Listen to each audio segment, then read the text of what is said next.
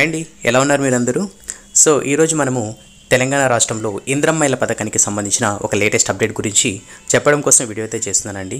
So తప్పకుండా వీడియోని like చేసి మన ఛానల్ని ఇలాంటి అప్డేట్స్ కోసం సబ్స్క్రైబ్ చేసుకోండి. మనకు ఇంద్రమ్మ ఇళ్ల పథకానికి సంబంధించి కానీ అలాగే డబుల్ బెడ్రూమ్కి సంబంధించి ఎలాంటి ఇన్ఫర్మేషన్ వచ్చినా కూడా తప్పకుండా మన ఛానల్లో అయితే అప్లోడ్ అయితే చేస్తాను.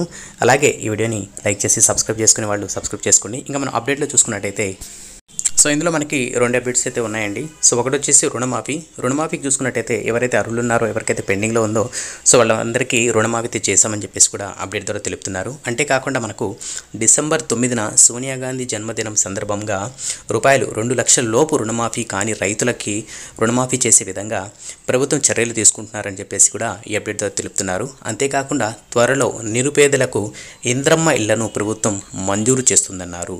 ఎన్నికలకు ముందు ప్రజలకు ఇచ్చిన హామీలన్నింటినీ ప్రభుత్వం తప్పకుండా నెరవేరుస్తుందని చెప్పేసి ఈ అప్డేట్ ద్వారా తెలుపుతున్నారండి.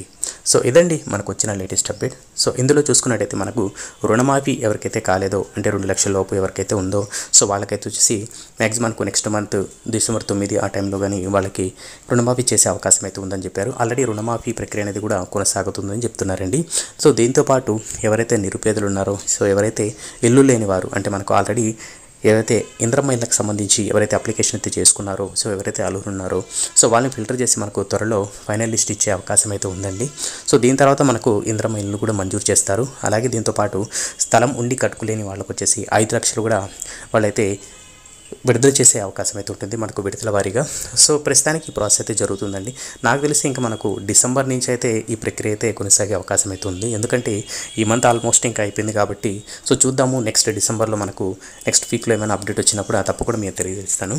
అలాగే వీడియో నచ్చినట్టయితే లైక్ చేసి ఇలాంటి అప్డేట్స్ కోసం మన ఛానల్ని సబ్స్క్రైబ్ అయితే చేసుకోండి. నెక్స్ట్ వీడియోలో మళ్ళీ కలుద్దాం.